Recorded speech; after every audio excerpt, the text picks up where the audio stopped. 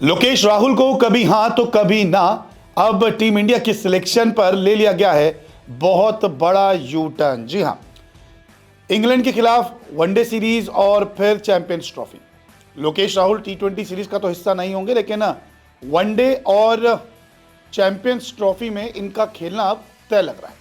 अभी तक कुछ खबरें थी कि लोकेश राहुल को वनडे सीरीज में जो इंग्लैंड के खिलाफ होने वाली है उसमें आराम दिया जाएगा, लेकिन अब उनसे आराम छीन लिया जाएगा, ऐसी रिपोर्ट सामने आई है और उनको वनडे टीम में शामिल कर लिया जाएगा।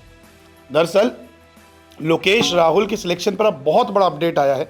अब लोकेश राहुल भी इंग्लैंड के खिलाफ वनडे सीरीज खेल पाएंगे। पहले इंग्लैंड सीरीज से उनको बाहर किया जाना था आराम के नाम पर कि उन्हें आराम दे देंगे क्योंकि लंबा ऑस्ट्रेलिया दौरा है, तो ऐसे में वनडे सीरीज ना खेले, वो सीधा चैंपियंस ट्रॉफी में राहुल को देखना चाहते थे कि राहुल बतौर विकेट कीपर जो है वो चैंपियंस ट्रॉफी में खेले। लेकिन अब 3 वनडे से राहुल की चैंपियंस ट्रॉफी की प्रैक्टिस हो जाएगी।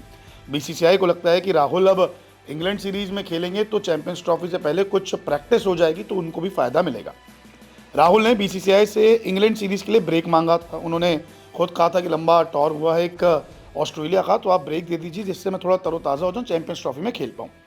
लेकिन बोर्ड ने अब राहुल की इस गुजारिश को भी स्वीकार कर लिया था कि हाँ ठीक है, अच्छी बात है, आप ब्रेक लीजिए। लेकिन अब यूटर्न क्या हुआ है, राहुल को अब इंग्लैंड सीरीज में बतौर विकेट कीपर बीसीसीआई उतारना चाहता है।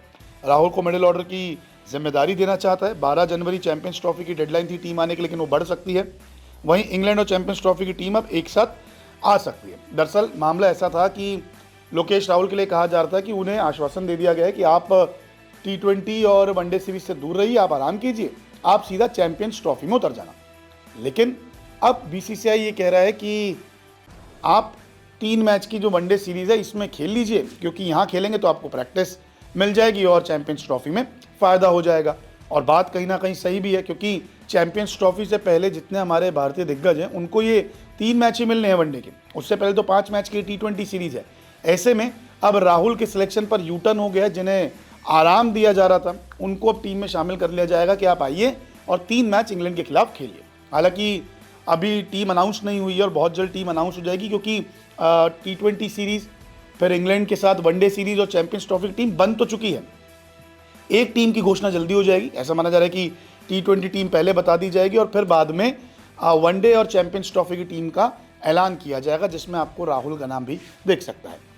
लोकेश राहुल की बात करें तो वनडे करियर में 77 मैच में 2851 रन बनाए हैं, 50 के करीब का औसत है। औसत बहुत अच्छा है और 7 सेंचुरी और 18 हाफ सेंचुरी इनके बल्ले से निकली है। तो लोकेश राहुल कहीं ना कहीं मिडिल ऑर्डर में शानदार खिलाड़ी साबित तो हुए हैं और वर्ल्ड कप भी उनका अच्छा गया था। बतौर विकेट कीपर वो चैंपियंस ट्रॉफी और वनडे सीरीज खेल सकते हैं। अब पंत या संजू सैमसन में से कोई एक बैकअप विकेट कीपर हो सकता है। वनडे सीरीज का आगाज जो है टी20 सीरीज के बाद होना है।